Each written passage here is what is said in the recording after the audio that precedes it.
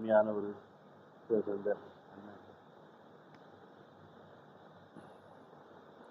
அருமையான நல்ல ஒரு ஆகாரத்தை செய்தி அவர் தந்தவராக இருக்கிறார்.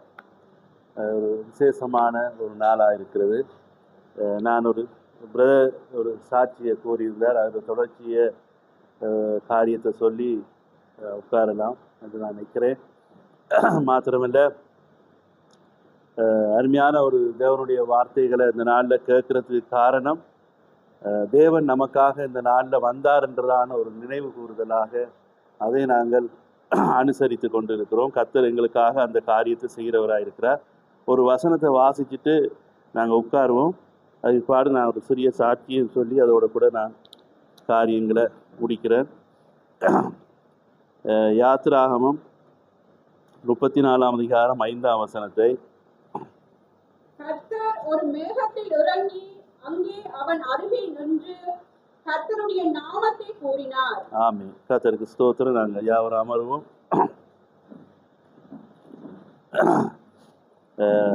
செய்தி நாங்கள் இவ்வளவு நேரம் அருமையான செய்தியை நாங்கள் கேட்டிருந்தோம். இந்த செய்தியில் 7 முத்திரைகளின் 7 சபை காலங்களுக்கும் 7 முத்திரைக்குள்ளதான அந்த பிளவு, அதுக்குள்ளதான் நிறைய காரியங்களை செய்தி எங்களோட பேசுகிறது. அடுத்தது ஐயன்மீர் இதுவா சமயம் என்றதான செய்தியிலும் கூட சில காரியங்களை நாங்கள் பார்க்குறோம். நிச்சயமாக அந்த இன்றைக்கு இப்பொழுது பேசப்பட்டது அவ்வளவு காரியமும் அதுக்குள்ள இருக்கிறது. நான் சில விஷயங்களை எடுத்துக்கொண்டு இதை நான் வாசித்து உங்களுக்கு காட்டணும்னு தான் நான் ஒரு செய்தியை கொடுக்காம அதை வாசிக்கொண்டு அதில் அநேக காரியங்களை வாசித்தேன். 7 சபை காலங்களுக்கும் 7 முத்திரைக்குள்ளதான இடையில புடவை குறித்து வாசித்தார். கர்த்தருக்கு ஸ்தோத்திரம் உண்டாகட்டும். சொன்ன சாட்சியின் பிரகாரமாக ராத்திரி என்னுடைய மகன் அவர் என்னோட கதைச்ச பிற்பாடு நான் இங்கே வந்துட்டேன்னு ஏன் என்ன கூட்டிக்கொண்டு போயிடலன்னு கவலைப்பட்டுட்டு அவர் ஒருத்தருக்கு சொல்லாமல் நானும் இந்த ஆராதனைக்கு போகணும். நேற்று கேட்டார், இல்லை ஆராதனை நல்லா நடந்ததா, சவர் எல்லாம் வந்தாங்களான்னு எல்லாம் கேட்டுட்டு அவர் நினச்சிருக்கார் நான் அங்கே போகணும்னு. அவர் நடந்தே சில இதில் எடுத்துக்கொண்டு வெளிக்கிட்டு இருக்க எந்த பக்கத்தால் போகணுன்னு தெரியாமல் வந்திருக்கிறேன். கர்த்தருக்கு ஸ்தோத்திரம் உண்டாகட்டும். அப்போ வேதத்தில் நான் சுருக்கமாக சொன்ன வேதத்தில் இருக்கிறது, ஒரு ஆடு காணாமல் போனால் தேடி கண்டுபிடிப்பது அது ஒரு நல்ல சமாரியனுடைய வேலையாக இருக்கிறது. வெள்ளிக்காசை காணாமல் போன வெள்ளிக்காசை கண்டுபிடிப்பதும் அதை குறித்தும் இயேசுதான் சொன்னார். தொலைந்து போனதான காணாமல் போனதான குமாரனை கண்டுபிடிப்பதை குறித்தும் இயேசு கிறிஸ்து தான் சொன்னார். ஆமே. அப்போ இதெல்லாமே வேதத்தில் இருக்குது. அப்போ இதுதான் எங்களுக்கு ஒரு சாட்சியாகவும் ஒரு மனதைரியத்தையும் கொடுக்கிறதா. இப்போ நான் காலையில் அந்த காரியத்தை கேட்டு கொண்டு இரவிரவா உட்காந்து கதைச்சி எங்கே போகிறோம் எங்கன்னு ஆக்கலை. மகன் கடைசி மகனும் 2வது மகன் அவர் ஒரு பக்கத்தால் எல்லாம் போட்டு பைக் எடுத்து இரவிரவா தேடி கொண்டு இருந்தான். கடைசி மகனும் எங்களுடைய வைஃபோட தம்பி அவரும் சேர்ந்து பவுனியா மட்டும் தேடி கொண்டு இருந்தாங்க. ஆனால் நான் ஜெபிச்சதான ஒரு காரியம் ஞாபகத்துக்கு என்னன்னு சொன்னால், இந்த செய்தியில் இருக்கிறதான ஒரு மகத்துவம் தான் பாருங்க, அது ஒரு பெரிதான ஒரு காரியம். தீர்க்கதரிசி 2 விஷயத்தை அவர் சொல்கிறார். நீங்கள் எல்லாரும் கேட்டிருப்பீங்க. ஒரு கார் காணாமல் போனதை குறித்து அவர் இடவழியில் அவர் ஹோட்டலில் போய் சாப்பிட போகிற தீர்க்கதரிசியில் கூட்டத்துக்கு போகிற வழியில் காரை விட்டுட்டு அவங்க சாப்பிட போன நேரத்தில் ஒரு திருடன் அந்த காரை களவெடுத்து கொண்டு போனது கேட்டிருக்கிறீங்க தான். அப்போ அதை கேட்டிருக்கீங்க. அப்போ இதை ஃபோன் பண்ணி தீர்க்கதரிசி சொல்கிறாங்க, இப்படி இந்த கார் காணாமல் போயிட்டுது, அதை மீண்டும் எனக்கு கிடைக்கும்னு இப்படியான இடவழியில் நிற்கிறேன். அப்பொழுது அங்கே இருக்க சகோதரர் எல்லாரும் சேர்ந்து அவங்க ஜெபித்தாங்க. ஜெபிக்கும் பொழுது அந்த காரானது எங்கே நிற்கிறது என்றும் அந்த காருடைய கலர் மாற்றப்பட்டு ஒரு மஞ்சள் நிற கலரை கொடுக்கப்பட்டு அந்த கார் மீண்டுமாக கொண்டு வரும்படியாக பரிசுத்தாவியானவர் அந்த திருடனுடைய இருதயத்தில் கடிந்து கொண்டது நிமித்தமாக மீண்டும் கொண்டு வந்து விட்டது என்று சொல்லி நாங்கள் அதை வாசிப்போம். ஆமீன். அதே நேரத்தில் இன்னொரு சகோதரன் தீர்க்கதரிசி ஆராதனைக்கு அவர் வடிக்கிட்டு இருக்கிற நேரத்தில் இந்த கார் கீயை எங்கேயோ வச்சுட்டார். ஆமீன். அதையும் வாசிச்சிருப்பீங்க. அப்போ அந்த கார் கீயை எங்கே வச்சேன்னு தெரியாது. அப்போ அந்த நேரத்தில் அவர் ஃபோன் பண்ணி சொல்கிறார், சவரன் பில், இப்படி என்னுடைய கார் நான் ரெடியாக இருக்கிறோம் வர்றதுக்கான எங்களுக்கு முடியாமல் இருக்குது, கார் கீ எங்கே வச்சேன்னு தெரியும், எங்களுக்காக ஜெபம் பண்ணுங்க. அவர் அங்கேருந்து ஜெபிக்கிறார். ஜெபிக்கிற வேளையில் அந்த கீ எங்கே வச்சேன்னு சொல்லி அதை தேவன் தரிசனத்தில் காட்டு. உடனே தீர்க்கதரிசி அதை ஃபோன் பண்ணி சொல்கிறார், இந்த இடத்துல போயிருங்க, அது அந்த இடத்துல இருக்குது. அல்லேலூயா. அப்போ எதை நாங்கள் பார்க்குறோம்டா, உண்மையாகவே இது ஒரு மணவாட்டி சபையாக இருக்கிறபடினால் நம்முடைய மணவாளன் இந்த பலமுள்ள தூதன் அவர் இறங்கி வந்து, இப்ப நாங்க வாசிச்ச பிரகாரமாக அவர் இந்த மனவாட்டிக்குள்ள அவர் வந்து இறங்கி வந்த பிற்பாடு நம்முடைய தீர்க்கதரிசி அவர் கடந்து போனாலும் அதே காரியத்தை இந்த சபைக்காக அவர் மனவாட்டிக்காக அவர் செய்து கொண்டிருக்கிறார். நான் அந்த ஜெபத்தை தான் காலையில நான் ஜெபித்தேன். அதே வண்ணமாக அவர் தொலைந்து போயிருந்துட்டு எல்லாரும் பதட்டத்தோட தேடும் பொழுது ஒரு ஒரு ஒரு ஒரு செகண்ட்ல தான் இந்த கண்ணால கண்ணீர் வந்து, ஆனால் நான் அந்த கண்ணீரையும் கூட தேவனே நீர் எல்லாவற்றையும் மாற்ற முடியும், இந்த தேவன் வந்த நாள், இந்த நாளிலே நாங்கள் சந்தோஷப்பட கழிவுற வேண்டிய நாள் என்று சொல்லி நான் அவருக்காக அவரிடத்துல இருந்து ஜெபம் பண்ணப்படுது. ஸோ அவர் சொன்னது போல 9:10 அவருடைய தகவல் எங்களுக்கு மீண்டுமாக கிடைக்கக்கூடியதாக இருந்தது. அவர் வீட்டிலிருந்து 20 கிலோமீட்டருக்கு இங்கால தான் அவர் எங்கேயோ ஒரு இடத்துல வந்திருந்திருக்கிறார். ஆனால் பவுனியா 100 கிலோமீட்டர், கிட்டத்தட்ட 78-80 கிலோமீட்டருக்குள்ள அவ்வளவெல்லாம் தேடி எல்லா இடங்களிலும் போனவர் எங்கேயும் இல்லாமல் அந்த இடத்துல இருக்க பார்க்கணும். அப்போ தேவன் எப்பொழுதும் அவருடைய வார்த்தையை அதை நிரூபிக்கிறவராக இருக்கிறார். ஏன்னா தொலைந்து போனதை கண்டுபிடித்து கொடுக்க முடியும் தேவனுக்காக மாத்திரம்தான். ஆமீன். கர்த்தருக்கு ஸ்தோத்திரம் உண்டாகட்டும். அதே போல் பழைய ஏற்பாட்டிலையும் கூட அநேக காரியங்களை நாங்கள் வாசிச்சிருக்கிறோம். அதுலேயும் கூட அநேக காரியங்கள் தொலைந்து போகும் பொழுது, யோசேப்பு காணப்படாமல் போன பொழுது தேவன் அங்கே அதை காணப்பட வைத்தார். சவுளுடைய கழுதைகள் காணப்படாமல் போகும் பொழுது அது ஏற்கனவே அகப்பட்டது என்று சொல்கிறார். எல்லாமே தேவனுடைய திட்டத்தின்படி, ஒழுங்கின்படி எல்லாமே நடக்கிறது. அப்போ அந்த ஒரு கலண்டர் ஒன்று இருந்தது. அதில் பிரதர் இதில் கத்திடத்தில் அன்பு பொருளுக்கு சகலமும் நன்மைக்கு எதுவாய் நடக்கும். அதனாலே அது வந்தோடனே வாசிச்சதே என்ன என்று சொல்லிட்டு இப்படியே யோசிச்சுட்டு சும்மா இருந்தது. ஆனால் அதுக்கு பிற்பாடு அந்த வார்த்தை காலையில் எனக்கு ஞாபகம் வந்து கொண்டிருந்தது. ஏன் இது நடக்குது? உண்மையிலேயே தேவன் எங்களிடத்துல அன்பு கூறுறது நிமித்தமாக எல்லாமே நன்மைக்கு எதுவாக நடக்கிறது. ஏனென்றால் ஒரு நெருக்கம் வரும் பொழுது நாம் தேவனோடு கிட்டி நெருங்கி சேர்ற மட்டும் தீர்க்கதரிசி சொல்கிறேன். அல்லேலூயா. அப்போ அது வந்து எங்களுடைய இருதயத்தை இன்னும் தேவனுடைய வார்த்தையில தைரியமாக இருக்க அது வைக்குது. அப்போ துச்செய்தியை கேட்கறதுனால் அவன் பயந்து போக மாட்டான், அவனுடைய இருதயம் நம்பி திடராக இருக்கும் என்று சொல்லி இந்த வார்த்தையை நான் அறிக்கை செய்து கொண்டிருந்தேன். ஆமே. ஏன்னா பிசாசு எப்பொழுதும் எங்களை கலங்க பண்ணணும், ஏதாவது செய்யணும்னு அவனுடைய காரியமாக இருக்கும். ஆனால் இவர் என்ன நீங்கள் போய் பார்த்துட்டு வாங்க பிரதர்ன்னு சொல்லல. நானும் அங்கே இடத்துக்கு போகணும்ட்டு நான் யோசிக்கவே இல்லை. எதுக்காக வந்தோமோ அந்த காரியத்தை முடிப்போம், பிற்பாடு அந்த முடிவு எடுப்போம்ட்டு. அப்போ அவரும் மனசு நினைச்சா நானும் அதைத்தான் நினைச்சேன். கர்த்தருக்கு ஸ்தோத்திரம். ஆகவே தேவன் அவருடைய சபையிலே மகிமைப்படத்தக்கவராக இருக்கிறார். அல்லேலூயா. கர்த்தருக்கு ஸ்தோத்திரம் உண்டாகட்டும். அப்போ ஆகவே இந்த காலையிலும் கூட நான் அதிகமாக உண்டே நான் சொல்ல வரையில் இந்த அநேக விஷயங்களை சகோதரன் எங்களுக்கு மத்தியில் வாசித்து காட்டியிருக்கிறார். அதில் ஒரு காரியத்தை அவர் சொன்னார். என்ன சொன்னால், தேவன் வந்து இவ்வளவு சபைக்குள்ளாக இவ்வளவு தூரம் நெருங்கி வந்து இருக்கிறது வந்து இந்த மகிமையான இந்த செய்தியில மாத்திரம். ஆமேன். அப்போ அதை இந்த ஐயன்மீர் சபைன்றது அந்த சபையில புஸ்தகத்தில் 124ஆம் பக்கத்தில் தீர்க்கதரி சொல்றார், ஜனங்களிடம் எவ்வாறு தேவன் ஈடுபடுகிறார் என்பதை காண்பிக்க நான் இதனை என் முழு இருதயத்துடன் கூறுகிறேன். பரிசுத்த ஆவியானவர் நமது சபையில் அசைவாடுவதை காட்டிலும் உலகில் வேறு எந்த சபையிலும் அசைவாடுவதை நான் காணவில்லை. ஆமேன். அவர்களுடைய வேறுபாடுகள் காணப்படுகின்றது. அவர்கள் இருக்க வேண்டிய இடத்தில் இப்பொழுது இல்லை. நாம் யாவரும் அப்படித்தான் இருக்கிறோம். ஆனால் நான் அறிந்த மட்டில் மற்றோரை காட்டில் நாம் அருகாமையில் இருக்கிறோம். அல்லேலூயா. கர்த்தருக்கு ஸ்தோத்திரம் உண்டாகும். அப்போ பாருங்க, இப்பொழுது நாங்கள் கேட்ட செய்தியின் அடிப்படையில் நிறைய காரியங்கள் நாங்கள் பார்க்கும் பொழுது தேவன் இறங்கி வந்து மேக ஸ்தம்பத்தில் அவர் இறங்கி வந்திருக்கிறார். அப்போ நாங்கள் பழைய ஏற்பாட்டு காலத்தில் கூட நாங்கள் பார்க்குற வேளையில் அந்த மேகத்தில் வந்து இறங்கி தான் மோசையை தேவன் கூப்பிட்டார் என்று சொல்லி பார்க்கிறோம். அல்லேலூயா. அதே மாதிரி 33ஆம் அதிகாரம் 9ஆம் வசனத்திலையும் தேவன் மேகஸ்தம்பத்தில் இறங்கி மோசையோட பேசுகிறார். அதே மாதிரி எண்ணாமத்தில் 11ஆம் அதிகாரம் 25ஆம் வசனத்திலையும் நாங்கள் வாசிக்கிறோம், அங்கேயும் மேகத்தில் இறங்கி மோசையோட தேவன் பேசி இருக்கிறார். ஆமே. 31ஆம் அதிகாரத்தில் 9ஆம் வசனம் நினைக்கிற உபாகமத்தில் பார்க்கும் பொழுது அங்கேயும் தேவன் வந்து மோசையில மேகத்திலிருந்து மோசையை கர்த்தர் கூப்பிடுகிறத பார்க்கிறோம். அல்லேலூயா. கர்த்தருக்கு ஸ்தோத்திரம் உண்டாகட்டும். இப்ப பழைய ஏற்பாட்டில் இருக்கிற அந்த ஒரே ஒழுங்கை தேவன் இந்த புதிய ஏற்பாட்டு கலை சபைக்கும் கூட அவனமாக தான் செய்யறார். அவர் ஒருபோதும் அவருடைய திட்டங்களையும் அவருடைய நெறிமுறைகளையும் தேவன் மாற்றுவது. ஆமே. நீங்கள் வேதத்தை எப்படி படிக்கிறீங்களோ அப்படியாகவே தேவனுடைய செய்தி எங்களுக்கு இன்றைக்கு அமைஞ்சிருக்கிறத நாங்கள் பார்க்கணும். ஆமே. வேதத்தை நேசிக்கிறவர்களுக்கு மிகுந்த சமாதானம் உண்டு சொல்லி தேவனுடைய வார்த்தை இருக்குது. அல்லேலூயா.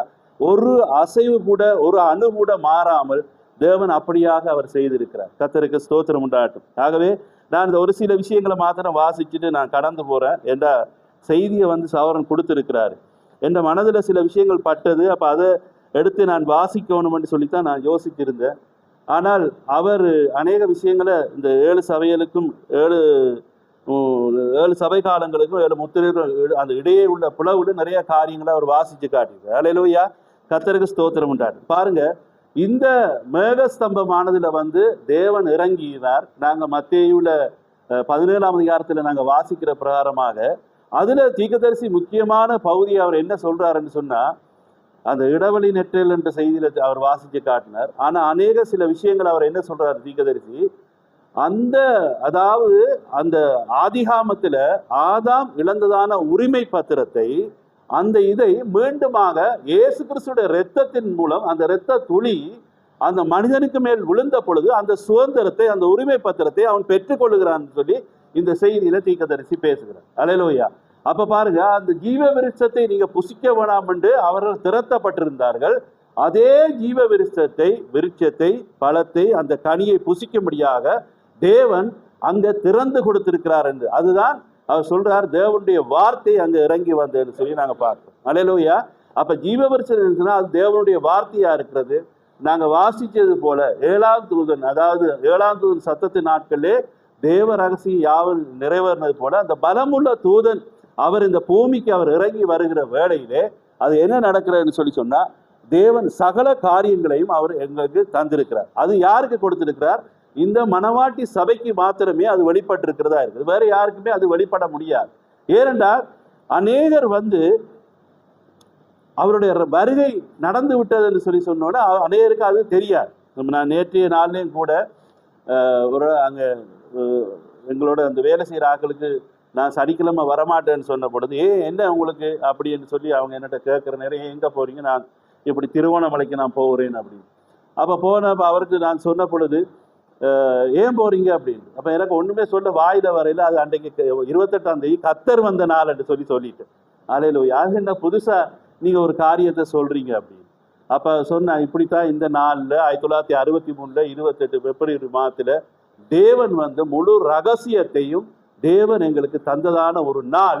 அந்த கர்த்தர் உண்டு பண்ண நாளிலே நாங்கள் சந்தோஷப்பட்டு கலிகூறும்படியாக நான் செல்லுவேன். அல்லேலூயா. அது மற்றவங்களுக்கு அது புரியாது.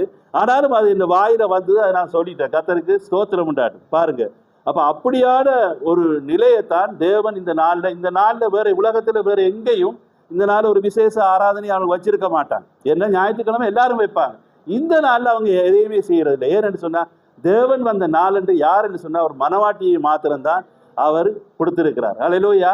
அப்ப பாருங்க, இந்த தீர்க்கதரிசிக்குள்ளாக தேவன் அவர் இறங்கினது போல, சகோதரன் சொன்னது போல, அந்த மேக ஸ்தம்பத்துல அவர் அவரை கொண்டு போயிட்டு அந்த முத்திரையை அவர் திறந்து அந்த ரகசியத்தை அவர் கொடுக்கிற வேளையில அந்த பலமுள்ள தூதன் இந்த பூமிக்கு வரும் பொழுது 7ஆம் தூதன் அவர் இந்த உயிரோட இந்த பூமியில இருக்கிறார். அல்லேலூயா.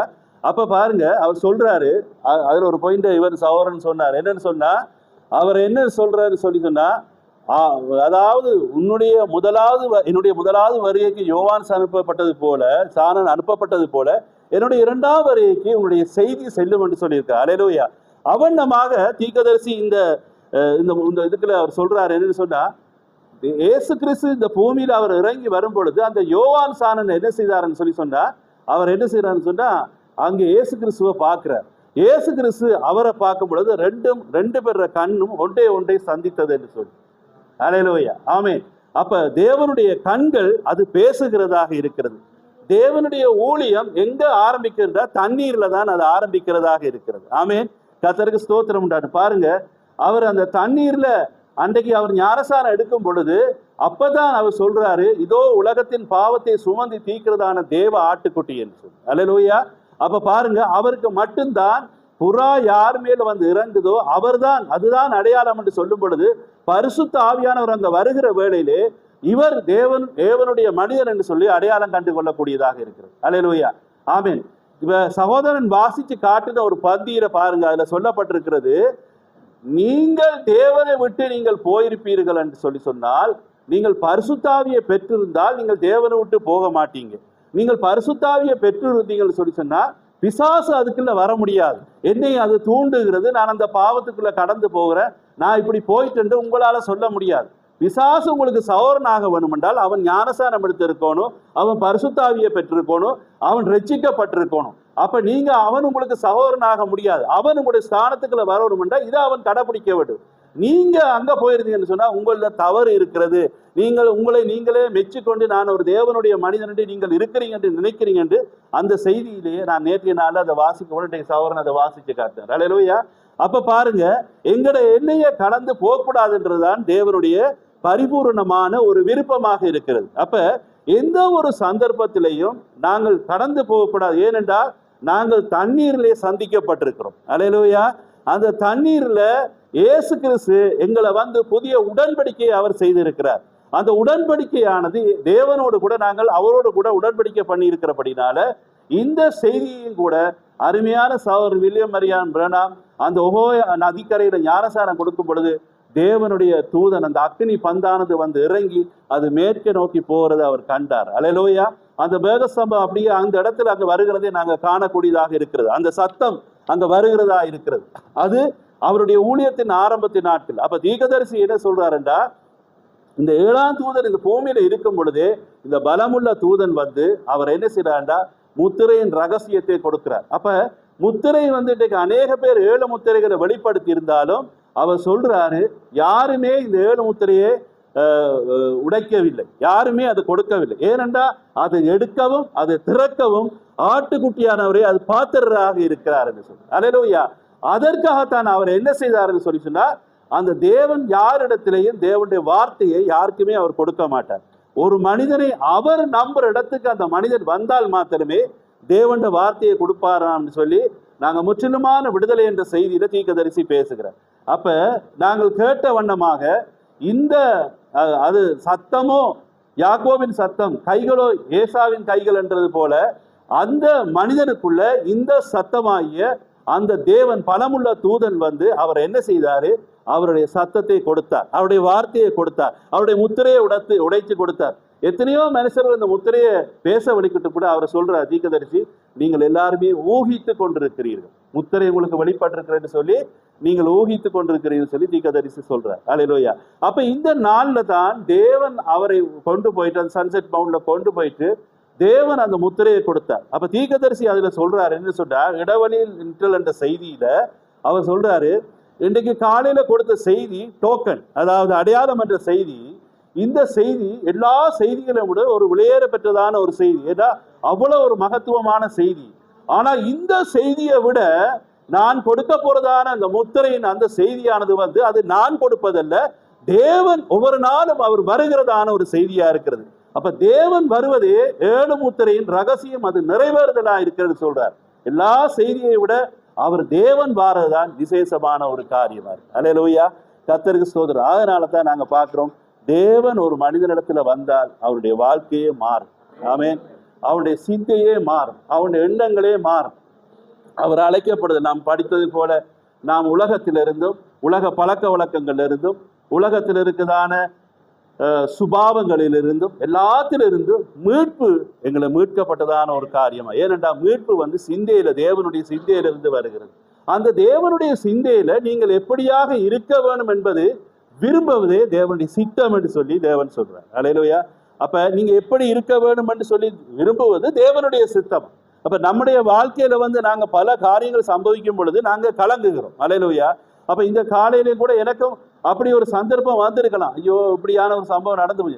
ஆனால் தேவனுடைய வார்த்தை பாருங்க, அவன் இருதயம் கர்த்தரை பற்றி இருக்கும், திடனா இருக்கும், துச்செய்தியை கேட்கிறதுனால் அவன் கலங்கி போக மாட்டான் என்று சொல்லப்பட்டது. அல்லேலூயா.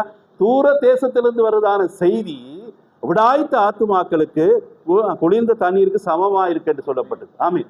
இது தேவனுடைய வார்த்தை தான். பாருங்க, நாங்க தூரத்தில் இருந்தாலும் அந்த செய்தியை கொண்டு வர்றதுக்கு தேவன் வரும் பொழுது அது சமாதானமாகவும் சந்தோஷமாகவும் மாறுகிறதா இருக்கு. அல்லேலூயா. இதைத்தான் கர்த்தர் இந்த நாள்ல எங்களுக்கு அதை செய்திருக்கிறார். நான் ஒரு விஷயத்தை மாத்திரம் வாசிச்சுட்டு போறேன். ஏண்டா செய்திகளை நாங்க கேட்டோம், அதுக்கு பிற்பாடு நிறைய காரியங்களை நம்ம பேசுறதை விட கர்த்தருக்கு ஸ்தோத்திரம் உண்டாட்டு. பாருங்க, 7 சபைகளுக்கும் 7 முத்திரைக்குள்ள அந்த இடைவெளியில் என்ற அந்த செய்தியை நாங்கள் பார்க்குற வேளையில் 41ஆம் பந்தியிலிருந்து 40வது பந்தியிலிருந்து நாங்கள் வாசிக்கிறோம். பாருங்க, இப்பொழுது நீங்கள் கவனியுங்கள், நான் கதை கட்டி கூறுவதாக எண்ண வேண்டாம், அவையெல்லாம் கர்த்தர் உரைக்கிறதாவது. ஆமென். இப்பொழுது சகோதரன் வாசிச்ச செய்தி எல்லாமே அது அவர் எங்கிருந்து வாசிச்சாருன்னு சொன்னா, இந்த ஐயன்மீர் இதுவா சமயம் இந்த 7 முத்திரைக்குள்ள இருந்து 7 சபை காலகட்டையோட பிளவுக்குள்ள இந்த செய்தியை தான் வாசிக்கிறேன். அப்ப தீர்க்கதரிசி சொல்றார், நான் இதை கதை கட்டி கூறவில்லை, நான் ஊகித்து நான் இதை சொல்லவில்லை. அல்லேலூயா, கர்த்தருக்கு ஸ்தோத்திரம். எண்ண வேண்டாம், அவையெல்லாம் கர்த்தர் உரைக்கிறதாவது. அல்லேலூயா, கர்த்தர் உரைக்கிறதாவது என்றதுதான் எங்களுக்கு கொடுக்கப்பட்டதான இந்த மகத்துவமான செய்தி. அல்லேலூயா, அருமையான சகோதர சகோதரியே, இந்த செய்தியை ஒவ்வொன்றையும் நீங்கள் வாசிக்கும் பொழுது கர்த்தர் உரைக்கிறதாவது, கர்த்தர் சொல்லுகிறதாவது, அது நிறைவேறும். அவர் பொய் சொல்ல மனுஷர் இல்லை, அது நிச்சயமாக நிறைவேறும். அது எங்களோட வாழ்க்கையில உண்டாகும் என்று நாம் விசுவாசிக்க வேண்டும். அல்லேலூயா, அதுக்காகத்தான் எங்களை கல்வி அறிவியோ கல்வி இல்லாத மக்களாகவோ இருந்தாலோ தேவன் எங்களை தெரிந்து கொண்டது. ஒரு விஷயத்தை கொடுக்கும் பொழுது அப்படியே நாங்கள் கட்ச் பண்ணி அது சரி என்று பிடித்து கொள்ற இருதயத்தோடு தான் கர்த்தர் இருக்கிறவரா இருக்கு. அல்லேலூயா, ஒரு குழந்தை இருதயம் அப்படிப்பட்டதுதான். கர்த்தருக்கு ஸ்தோத்திரம் உண்டாட்டு. நான் அதை உங்களுக்கு வேதத்திலிருந்து படித்து காட்டேன். 7ஆம் தூதனின் செய்தி முழங்கும் போது தேவன் தம்முடைய பரிசுத்த தீர்க்கதரிசி மூலமாய் உரைத்த தேவ ரகசியம் நிறைவேறும். இந்த தீர்க்கதரிசிகள் தாம் தேவனுடைய வார்த்தையை எழுதினார். 7ஆம் சபையின் காலமாகிய கடைசி காலத்தில் அதற்கு முன்பிருந்த சபையின் காலங்களில் ஆராயப்பட்டு விவரிக்கப்படாமல் விடப்பட்ட தளர்ந்த முனைகள் அனைத்தையும் வெளிப்படுத்தப்படும். ஆமீன். அந்த பலமுள்ள தூதன் அவர் வந்துதான் எல்லா ரகசியம் தளர்ந்த முனை எல்லாம் அவருக்குத்தானே தெரியும். அவரே இருந்தவர், இருக்கிறவர், முந்தினவர், பிந்தினவர், அல்பா ஓமேகா எல்லாம் அவரே. அவருக்கு தான் எல்லாமே தெரியும். அந்த ரகசியம் எல்லாத்தையுமே கொண்டு வந்து அருமையான அந்த 7ஆம் தூதன் இருக்கிற வேளையிலே அவர் வந்து இந்த செய்தியை அவர் வெளிப்படுத்துகிற பார்க்க. ஆகவே அந்த முத்திரைகள் உடைக்கப்பட்டு தேவ ரகசியம் வெளிப்படுகையில் அந்த தூதன், அந்த செய்தியாளன் கிறிஸ்து கீழே இறங்கி வந்து தம்முடைய பாதத்தை பூமியின் மேலும் சமுத்திரத்தின் மேல் வைக்கிறார். அவருடைய சிரசின் மேல் வானவில் இருந்தது. அந்த வருகை நேரத்தில் இந்த 7ஆம் தூதன் பூமியில் ஏற்கனவே இருக்கிறார். அல்லேலூயா, ஆமை. பாருங்க, செய்தியாளன் என்று சொல்ற வேளையில சொன்ன செய்தியாளன் அது ஒரு தூதனாக இருக்கிறார். தூதன் ஒரு செய்தியை கொண்டு அதே தூதன் அதே செய்தியாளன் தான் வெளிப்படுத்தல் 1ஆம் அதிகாரத்தில் குறித்தும் அங்கே பேசப்படுகிறது. அல்லேலூயா. அப்ப பாருங்க, தேவன் அங்க வந்து இந்த ரகசியத்தை அவர் வெளிப்படுத்துகிறவராக இருக்கிறார். யோவான் தன்னுடைய செய்தியை கொடுத்து கொண்டிருக்கும் போது அதே சமயத்தில் மேசியா அந்நாட்கள் வந்ததற்கு இது ஒத்து இருக்கிறது. யோவான் அவரை காண்பான் என்பதை அறிந்திருந்தான், ஏனென்றால் அவன் அவரை அறிமுகப்படுத்த போவதாக இருந்தான். அல்லேலூயா. பாருங்க, யோவான் அவரை காண்பான் என்பதை அறிந்திருந்தான். அல்லேலூயா. பாருங்க, கிறிஸ்துவை நீ காண முன் நீ மரணம் அடைய மாட்டாய் என்று சொல்லி பரிசுத்த ஆவியானவர் சிமியோனிடத்துல சொல்லியிருந்தார். வாசிச்சிருக்கிறீங்களா? ஆமா. யாரு? பரிசுத்த ஆவியான். அப்ப பாருங்க, பரிசுத்த ஆவியான ஒரு மனிதனுக்குள்ள இருந்தால் மாத்திரமே இந்த பலமுள்ள தூதனுடைய வெளிப்பாட்டை கண்டுகொள்ள முடியும். அல்லேலூயா. அவர் இயேசு கிறிஸ்து வந்திருக்கிறார், அவர் வந்து இந்த நாள்ல எங்களுக்காக இந்த காரியத்தை உடைத்து தந்திருக்கிறார் சொல்லி யாருக்கு என்று சொன்னா பரிசுத்தாவிய பெற்ற மக்கள் மாத்திரமே அதை விசுவாசிக்க முடியும். வேற யாருமே விசுவாசிக்க மாட்டாங்க. அல்லேலூயா. இந்த செய்தியை அறகுறையா விசுவாசிக்கிறவங்க, இந்த செய்தியில எங்களுக்கு பரிபூர்ணம் இல்லைன்றவங்க, அல்லாட்டா இதுல வேற வேற வியாக்கியானங்களை வச்சு சிந்திக்கிறவங்க இதை விசுவாசிக்க முடியாது. ஏன்னு சொன்னா சிமியோன் தான் சொல்றாரு, சிமியோனுக்கு பரிசுத்தாவியானவர் தான் சொல்றார், கிறிஸ்துவை நீ காண முன் மரணம் அடைய மாட்டாய். அல்லேலூயா. அது ஒரு எடுத்துக்கொள்ளப்படுதலுக்கு அடையாளமாக இருக்கிறது. அல்லேலூயா. கர்த்தருக்கு ஸ்தோத்திரம் உண்டாட்டு. பாருங்க, யோவான் அவரை காண்பான் என்பதை அறிந்திருந்தான், ஏனென்றால் அவன் அவரை அறிமுகப்படுத்த போவதா இருந்தான். அல்லேலூயா. இந்த மகிமையான இந்த வார்த்தையை, இந்த செய்தியையும் அந்த யோவானுக்குள்ள இருந்த அதே பரிசுத்த ஆவியானவர் எங்களுக்குள்ள இருப்பாருண்டா, நாங்க கிறிஸ்துவின் ஒரு மனவாட்டியா இருந்து எங்களுக்குள்ள இருக்கிற கிறிஸ்துவின் நற்கந்தமான குணாசீலம் தான் இந்த உலகத்துக்கு இயேசு கிறிஸ்துவை அறிமுகப்படுத்த போவதா இருக்கிறது. அதே மாதிரி நாங்கள் ஆயத்தப்படுவதும் அதே தான். வாசிச்சு காட்டுறது போல அதே பகுதியை நான் வாசிச்சு கொண்டுதான் வந்துடும். முத்திரை என்றது அடையாளம், முத்திரை என்றது முடிவு பெற்ற காரியம், இப்படி நாங்க வாசிச்சு இப்ப கேட்டோம். அந்த முத்திரை என்ற அந்த முடிவு பெற்ற காரியத்துல தீர்க்கதரிசி சொல்றாரு. அதே காரியத்துல என்ன சொல்றாருண்டா, முத்திரை அது முடிவு பெற்று இருக்கிற வேளையில அதை திறந்து காட்டுற வேளையில அது பரிபூர்ணமா இருக்குமா. அல்லேலூயா. அது அந்த செய்தியில் அப்படி அது பரிபூர்ணமா இருக்குமா. அப்ப பாருங்க, தேவன் அவருடைய மனவாட்டியை அவர் காண்பிக்கிற வேளையில அது எப்படி பரிபூர்ணமா இருக்குன்னு சொல்லி சொன்னா, அவர் கிறிஸ்துவுடைய அலங்காரத்துக்குள்ள, கிறிஸ்துவுடைய குணாசீலத்துக்குள்ள, தேவனை எதிர்பார்த்ததுக்குள்ள அவ்வளவு தூரம் அது பரிபூர்ணமா இருக்கும் என்று சொல்லி அந்த பந்தியில அவர் சொல்றார். அல்லேலூயா. அப்ப நானும் நீங்களும் எங்களை கிறிஸ்து மகிமையான அந்த நாள்ல வெளிப்படும் பொழுது உலகம் எங்களை பார்க்கிற விதமாய் அவர் பார்க்காமல் எங்களை பரிபூரணராக, எங்களை மீட்கப்பட்டவர்களாக, இயேசு கிறிஸ்துடைய அவர் இரத்தத்தினால் மீட்கப்பட்டவர்களாக, பிதாவுடைய சிந்தை ஆதியிலே இருந்தவர்களாகத்தான் அன்றைக்கு அவர் எங்களை பார்க்க போகிறார். இன்றைக்கு எங்களுக்கு சோதனையை சந்தித்து இந்த உலகத்திலே நாங்கள் பரிபூர்ணம் அடைய வேண்டும் பிதாவுடைய நோக்கத்துக்காக தான் நாங்கள் இந்த உலகத்துக்கு வந்திருக்கிறோம். அல்லேலூயா, ஆமென். எங்களுடைய விருப்பம், எங்களுடைய சிந்தை, எங்களுடைய காரியம் இந்த உலகத்துல நாங்கள் செய்தாலும் இவைகள் எல்லாம் ஒரு நாளைக்கு எங்களை விட்டு கடந்து போகும். காண்கிறவைகள் எல்லாம் அநித்தியமானவை, காணாதவைகளோ நித்தியம். அந்த மறைக்கப்பட்டது ஒரு நாள் வெளிப்படும். அந்த மகிமையான நாளிலே நாங்கள் எப்படிப்பட்டவர் என்று சொல்லி அந்த நாளில் கர்த்தர் எங்களை வெளிப்படுது. அதுதான் பவுல் அடிக்கடி எங்களுக்கு வலியுறுத்தி கூறுறது. அப்படித்தானே? கர்த்தருக்கு ஸ்தோத்திரம் உண்டாடும். மல்லியா 4ஆம் அதிகாரத்தில் எழுதப்பட்ட வாக்கியங்கள் மூலம் யோவானை போன்ற ஒரு எலியா இருக்க வேண்டும் என்றும் தேவனுடைய வார்த்தை அவனிடத்தில் வரும் என்றும் நாம் அறிந்திருக்கின்றோம். அவன் பரிசுத்த ஆவியின் மூலம் தேவ ரகசியம் அனைத்தையும் வெளிப்படுத்தி பிள்ளைகளின் விசுவாசத்தை அப்போஸ்தல பிதாக்களின் விசுவாசத்திற்கு கொண்டு வருவான். ஸ்தாபனங்களின் காலத்தில் ஆராயப்பட்ட தேவ ரகசிய யாவையும் அவர் வெளிப்படுத்துவான். இப்பொழுது அங்கனம் தான் வேதம் கூறுகிறது.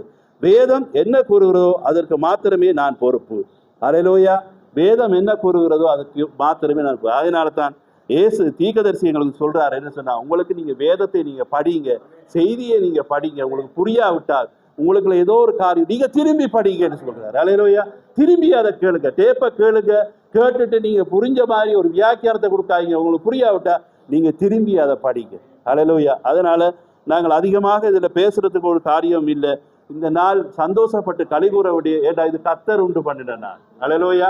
இந்த நாளில் தேவன் வந்த நாள் கர்த்தர். ஆகவே நாங்கள் இதை மீண்டும் வலியுறுத்துற காரியம், நாம இந்த நாளை நினைவு கூற முடியுது. தேவனை நினைவு கூறினா தேவன் அனுப்பின தீர்க்கதரிசியை நாங்கள் நினைவு கூற வேண்டும். ஏனென்று சொன்னா அந்த தீர்க்கதரிசி, நான் அனுப்பினவனை நீங்கள் ஏற்றுக்கொள்ளும் பொழுது என்னை ஏற்றுக்கொள்றீங்க. அப்ப ஆகவே அவரை நாங்கள் நினைவு கூறுகிறோம். ஏன்னு சொன்னா இப்படிப்பட்டதான ஒரு மகத்தான ஒரு தீர்க்கதரிசியை தந்து தேவன் இவ்வளவாய் தேவனை சமீபமாக பெற்றுக்கொள்ளத்தக்கதாக அந்த தேவனுடைய ரகசியங்கள் எல்லாத்தையும் பேசுறதான ஒரு தீர்க்கதரிசியை தேவன் எங்களுக்கு தந்திருக்கிறார். அல்லேலூயா.